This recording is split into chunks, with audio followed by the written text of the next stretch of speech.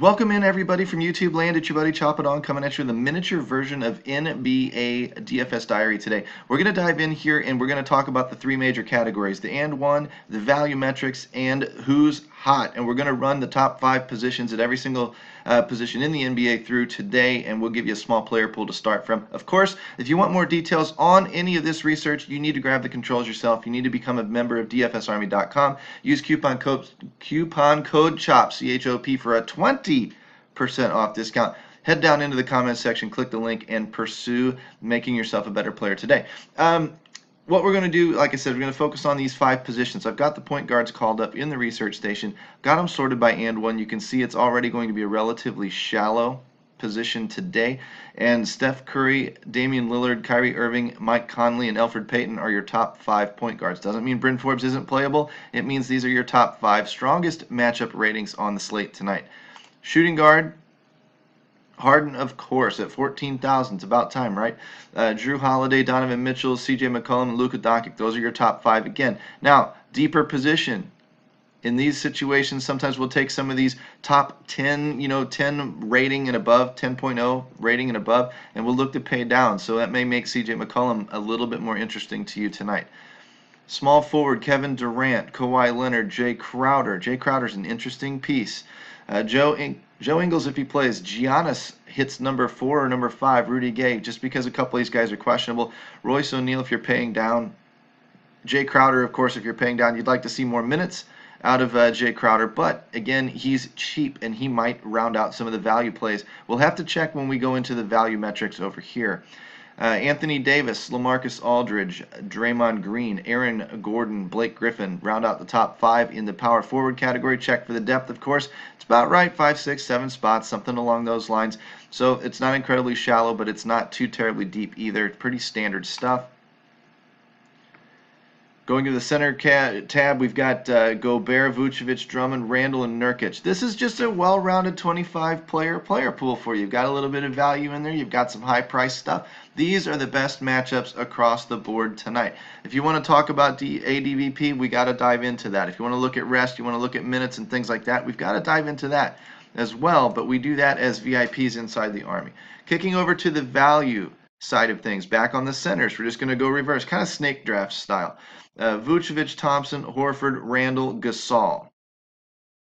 Those are your top values on the board. I want to make sure they're all getting big minutes. I don't want a 24-minute guy necessarily in Looney. I want somebody over, 26, 28, 30 minutes if possible. I want them as close to 5x as possible. These 4.6x's are just kind of for me when I'm going back through this player pool. I will start by assembling a player pool, and then from there I'll start to fine-tune the process a little bit, dig into some numbers, look at some guys, see who we can't figure out might or might not be the better ones on the slate tonight, the ones that are really going to trip the trigger. Harrell, Draymond Green, PJ Tucker, Serge Ibaka, JaMychal Green. These are guys in the power forward slot that are a little bit more value rated. Of course, Draymond Green has the bigger matchup, so you can use that to cross-reference. It's got good ADVP. You can use that to cross-reference minutes and then some value. Montrezl Harrell at 7,900, projected at a 5.1 is intriguing. You need to dig into that number. You need to figure out why. What's going on? Is he running hot? Does he have higher usage all of a sudden? Is he getting more minutes? What the hell's going on? Why is he? Is it just a matchup? You need to determine for yourself how valuable that rating system is. I'm just throwing you a generalized player pool to get you started, and then we'll fine-tune it for our VIPs inside DFS Army today. Kevin Durant, Jay Crowder, Mirotic, Carroll, Joe Harris. These are a little bit cheaper guys on the value side of things for small forward, which is interesting. A little bit of minute reduction here. We're not getting the 30 minutes. So you might look at taking one of these guys, and then you might it may make Kevin Durant more valuable in your mind, especially at a 5.0 projection tonight. Shooting guard. Sorting by value again. Having to do that by every column sort of stinks, but it is what it is. Austin Rivers has been a value play for a while. His price is up to 5,000 off of the 3,500. It was at just about a week and a half, 2 weeks ago. There's C.J. McCollum again. Klay Thompson. Klay Thompson at value is very interesting. On a back-to-back night where they just hung 51 points in the first quarter, that's intriguing to see. Are they going to duplicate that again? Because really and truly, the main thing that gets in the Golden State Warriors' way is their own boredom.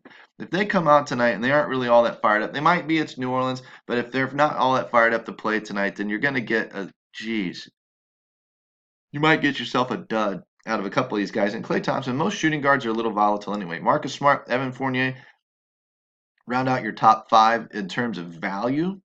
Today, we kick back over to the point guards.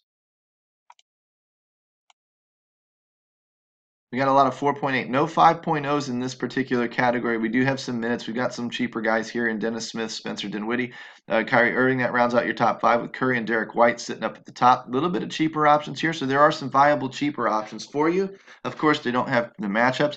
Now, what I'm doing is I'm writing these lists down. I've written down my top 5s in and 1. I've written down my top 5s in value. Now what I'm going to do is I'm going to clear that one off. I'm going to kick this one off here again, and we'll start with the point guards again.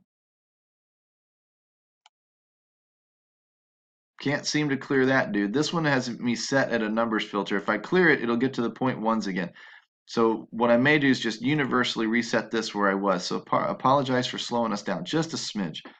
But I set that at point one, so these NAs would go away. Not interested in them. And then I'll sort by descending this way globally.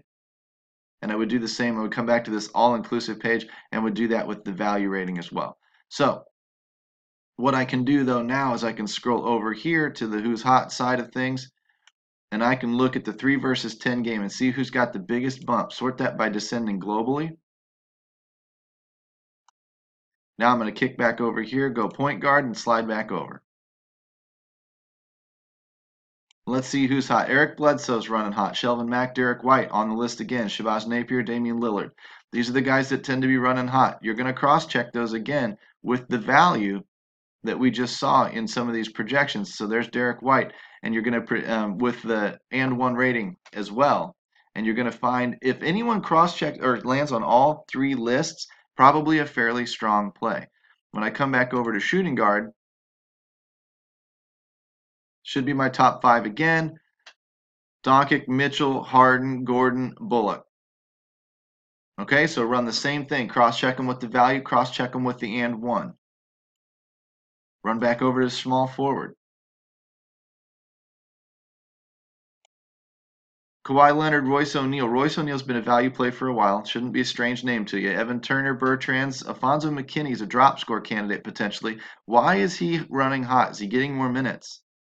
Why is he running hot? That's the question you need to ask before you actually use him. Otherwise, he's what we call a turd trap.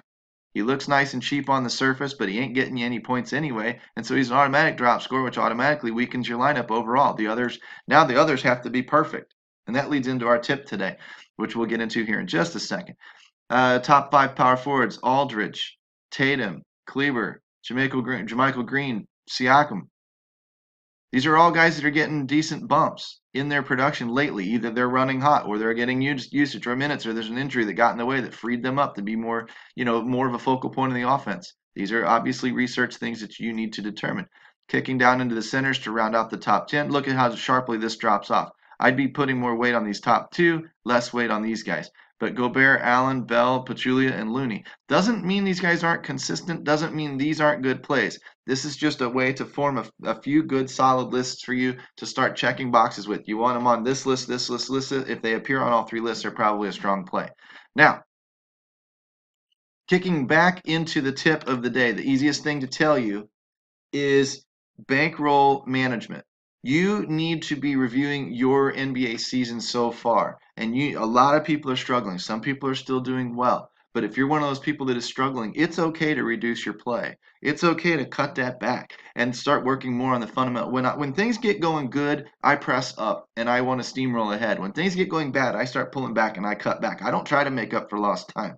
I try to cut back. I dig into my research. I dig into my methodology. I try to figure out what's going wrong. I work harder on my game, and I'm not so worried about the results. The results will come if I find something, if I hit on something that unlocks a piece of my game or teaches me something new that can give me my edge back, and that can and then I'll start pushing up.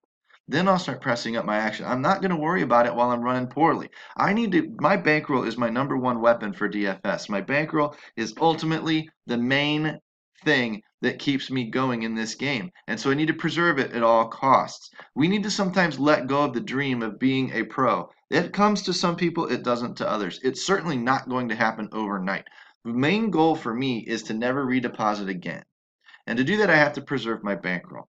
I'm not an action junkie, I'm a grinder. That's what I do. That's what I coach people to do inside DFSArmy.com. If you're one of those guys that needs a little bit more discipline in your game, you need to talk to me. You need to come inside, you need to use the coupon code CHOP, CHOP, for that 20% off. And we need to sit down and we need to chat a little bit and get your mind right, get your expectations right. We do that by preserving bankroll. Today's NBA environment is very, very, very different. Something changed this year. Might not have just been the drop score, might have been something else, but something changed. The education of the player pool, the DFS player pool is getting smarter and smarter every year. The information is out in abundance. I mean, hence the reason that I'm out here talking about it too.